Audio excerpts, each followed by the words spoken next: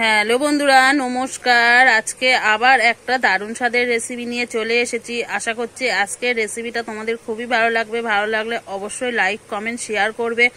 আর যে সকল বন্ধুরা এখনও আমার চ্যানেলটাকে সাবস্ক্রাইব করনি অবশ্যই সাবস্ক্রাইব করে এই দিদিটাকে একটু সাপোর্ট করো। তাহলে চলো আজকের রেসিপিটা শুরু করা যাক। দেখো, এখানে কিন্তু আমি এঁচড় সিদ্ধ করে নিয়েছি, আলু একটা সিদ্ধ করে নিয়েছি, এখানে কিন্তু আছে চীনা বাদাম, আর দেখো টমেটো কুচি, পেঁয়াজ কুচি, আদা রসুন বাটা, আর এখানে কিন্তু আমি সব রকম মশলা নিয়ে নিয়েছি। আজকে কিন্তু বানিয়ে দেখাবো তোমাদের এঁচড়ের চপ। খুব কিন্তু সহজে বানানো হয়ে যায়, বেশি কিন্তু সময় লাগে না।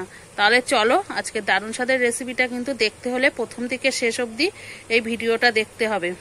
তাহলে দেরি না করে চলো বানানো শুরু করা যাক। আমি কিন্তু সবার প্রথমে আলুটা আর কিন্তু এঁচড়টা কিন্তু হাত দিয়ে একটু ম্যাশ করে নেব।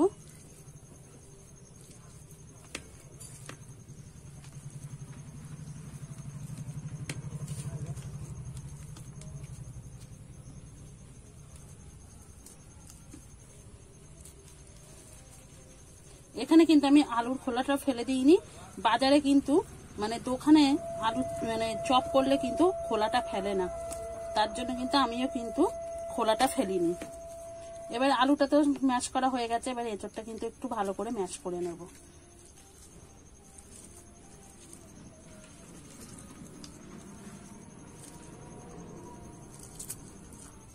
এইভাবে একটু চটকে কিন্তু ম্যাশ করে নিলে ভালোভাবেই কিন্তু ম্যাশটা হয়ে যাবে। দেখো আমার কিন্তু এঁচড় আলুটা ভালো করে কিন্তু ম্যাশ করা হয়ে গেছে। এবারে কিন্তু আমি উনুনটাকে ধরিয়ে নেব। আমি কিন্তু উনুনটা ধরিয়ে কড়া বসিয়ে কড়াইতে কিন্তু একটু সর্ষের তেল দিয়ে দিয়েছি। তেলটা আমি গরম করে নেব। তেলটা কিন্তু গরম হয়ে গেছে, এবারে কিন্তু বাদামটা ভেজে নেব।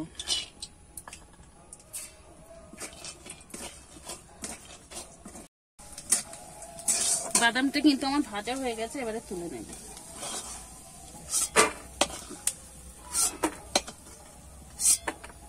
এই দেখো এরকম ভেজে নিয়েছি। ওই তেলেতেই কিন্তু আমি কুচিয়ে রাখা পেঁয়াজটা দিয়ে দেবো।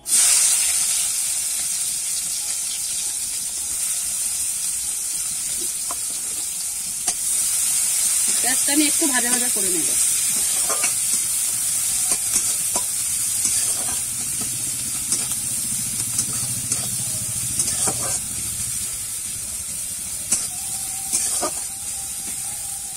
এবারে কিন্তু যে আদা আর রসুনটা বাটা আছে সেটা কিন্তু দিয়ে দেব। দিয়ে কিন্তু ভালো করে আবার একটু নাড়াচাড়া করে ভেজে নেব। আমি তো আদা আর রসুনটা বেটে দিয়েছি, তোমরা চাইলে কিন্তু একটু থেতো করেও দিতে পারো।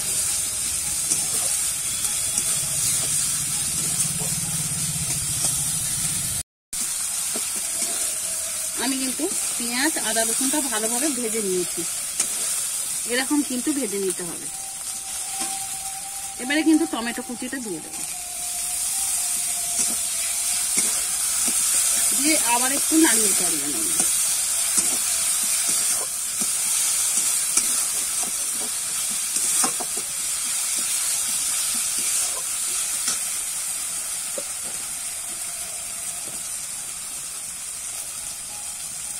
এবারে কিন্তু পরিমাণ মতো লবণ দিয়ে দেব, দিয়ে কিন্তু ভালো করে আমি টমেটোটা নাড়িয়ে চাড়িয়ে কিন্তু একটু গলিয়ে নেব। আর তোমরা যদি কাঁচা লঙ্কা খেতে চাও এই সময় কিন্তু কাঁচা লঙ্কাটা দিয়ে দিতে হবে। আমি যেহেতু গুঁড়ো লঙ্কা দেবো তার জন্য কিন্তু আমি এখানে কাঁচা লঙ্কাটা দিলাম না।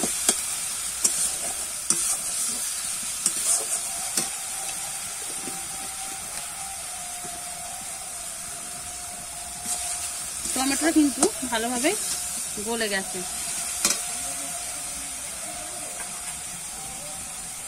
এবারে কিন্তু এই শুকনো মশলাগুলো আমি দিয়ে দেবো। এখানে ভাজা মশলার মধ্যে ধনে গুঁড়ো, জিরে গুঁড়ো, একটু গরম মশলা আর একটু শুকনো লঙ্কা দিয়ে ভেজে আমি কিন্তু ঘরেতে গুঁড়ো মশলা করে রেখেছিলাম, সেই মশলাটা আমি নিয়ে নিয়েছি। এখানে আছে ধনে গুঁড়ো, জিরে গুঁড়ো, ঝাল লঙ্কার গুঁড়ো, একটুখানি আমি মরিচ গুঁড়ো দিয়েছি আর হলুদ।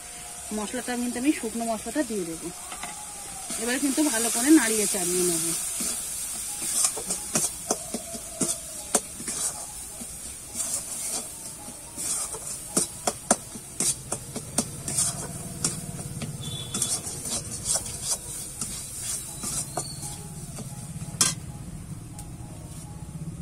এবারে কিন্তু এঁচোড়টা আর কিন্তু আলুটা দিয়ে দেব।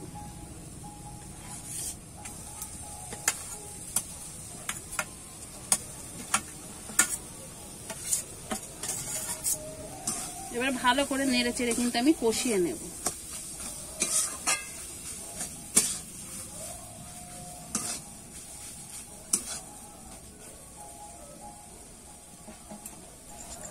আমি কিন্তু ভালো করে কষিয়ে নিয়েছি।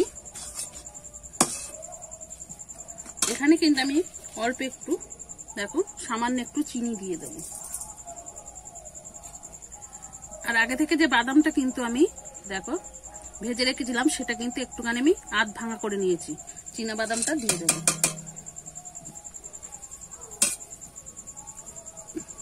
দিয়ে কিন্তু এবার ভালো করে মিশিয়ে নেব। এই বাদামটা দিলে কিন্তু যখন খাবে মুখে পড়লে কিন্তু চপটা খেতে ভালো লাগবে।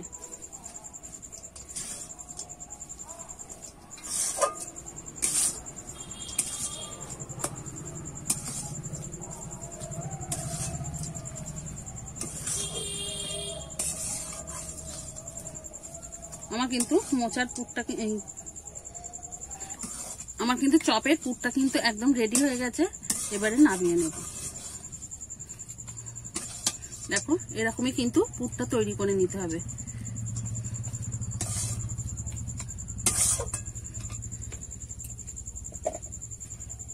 এবারে আমি একটা পাত্রে নামিয়ে নেব। এইভাবে আমি একটুখানি পাতিয়ে আমি কিন্তু পুরটা ঠান্ডা করে নেব। দেখতেই পাচ্ছ এরকমই কিন্তু একটা পুর তৈরি করে নিতে হবে।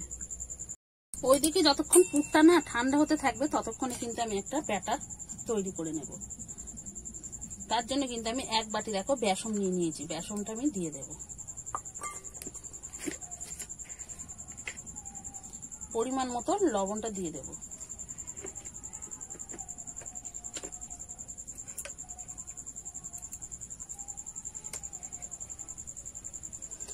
একটুখানি আমি হলুদ গুঁড়ো দেব।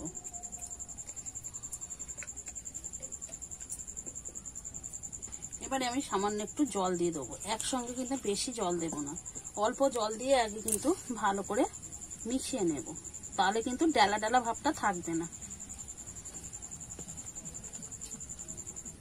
একসঙ্গে বেশি জল দিলে কিন্তু ডালা পাকিয়ে যায়, ভালো করে কিন্তু তখন ফেটানো যায় না। দেখো দেখেছো কত সুন্দর কিন্তু মিশে গেছে, কোনো কিন্তু ডালা ভাব নেই। এবারে কিন্তু সামান্য একটু জল দিয়ে দেব। এবারে কিন্তু জল দিয়ে আমি ভালো করে কিন্তু ফেটিয়ে নেব। এটা কিন্তু যত সুন্দর করে ফেটাবে ততই কিন্তু চপটা কিন্তু ভালো হবে।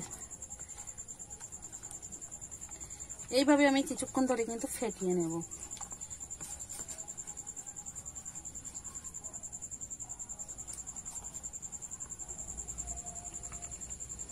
দেখেছো কত সুন্দর কিন্তু ফেটিয়ে নিয়েছি। আর দেখে বুঝতেই পারছো কিরকম কিন্তু ব্যাটারটা তৈরি করে নিতে হবে। খুব হালকাও না আবার খুব কিন্তু মোটাও না। আমি কিন্তু 1 মিনিট ধরে কিন্তু ভালো করে ফেটিয়ে নিয়েছি। দেখো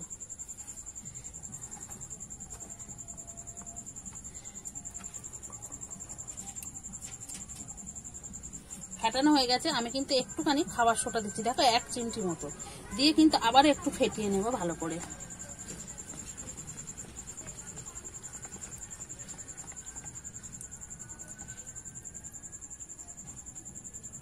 আমার কিন্তু একদম ব্যাটারটা কিন্তু রেডি হয়ে গেছে।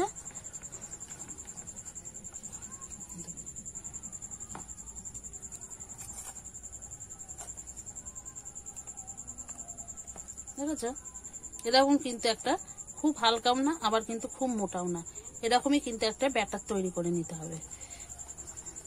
আমার কিন্তু চপ ভাজার জন্য ব্যাটারটা একদম রেডি। ব্যাটারটা কিন্তু আমি একটা সাইডে সরিয়ে রাখছি। এবারে কিন্তু পুরটা দেখো কত সুন্দর লাগছে বন্ধুরা, খুব সুন্দর কিন্তু ঠান্ডা হয়ে গেছে।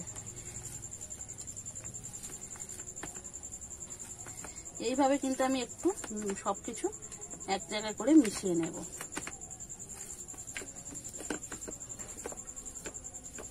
এবারে কিন্তু আমি চপটা তৈরি করে নেব। আমি কিন্তু একটু মোটা মোটাই করে কিন্তু চপটা তৈরি করব, মানে পুরটা রেডি করব।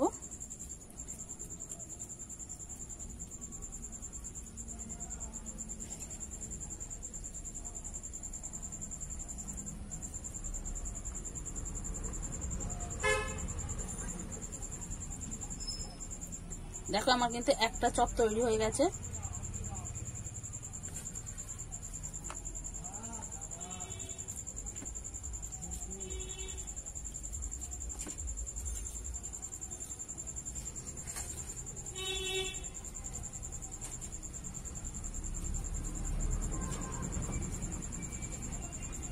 আবারও কিন্তু হাত দিয়ে আমি এইভাবে চ্যাপটা করে নেব। ধারটা কিন্তু আমি হাত দিয়ে একটু এইভাবে সমান করে নেব। আবারও কিন্তু একটা চপ তৈরি হয়ে গেছে। এইভাবে কিন্তু আমি সব চপগুলো তৈরি করে নেব।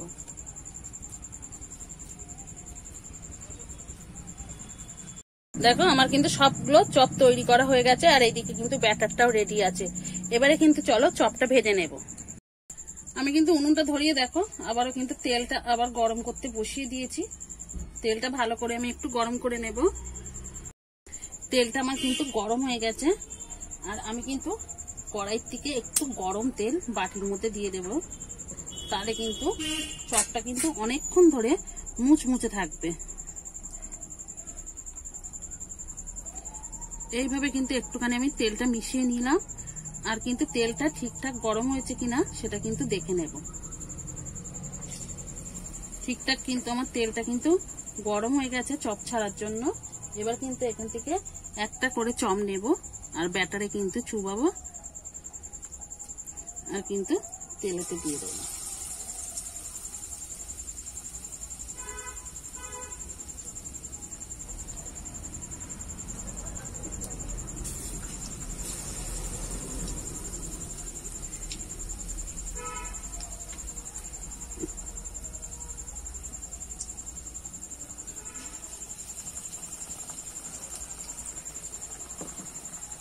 আর বেশি কিন্তু আমার কড়াইতে ধরবে না, 3টে দিয়েছি। ভালো করে কিন্তু চপগুলো ভেজে নেব। চপগুলো কিন্তু আমার হয়ে গেছে, এবার কিন্তু উল্টে দেব।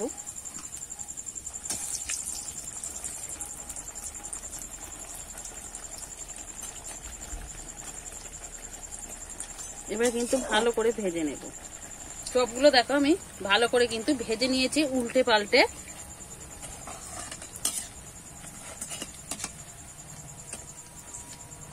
এবারে কিন্তু তুলে নেব। দেখে বুঝতে পারছো কত সুন্দর কিন্তু কালারটা এসেছে। আর যেগুলো আছে কিন্তু আমি একইভাবে ভেজে নেব। আমার কিন্তু এই চপগুলো কিন্তু ভাজা হলে সব চপ ভাজাগুলো কিন্তু আমার রেডি হয়ে গেছে। আমি কিন্তু এগুলো একইভাবে ভেজে নিয়েছি। এবারে কিন্তু সব চপগুলো আমি তুলে নেব।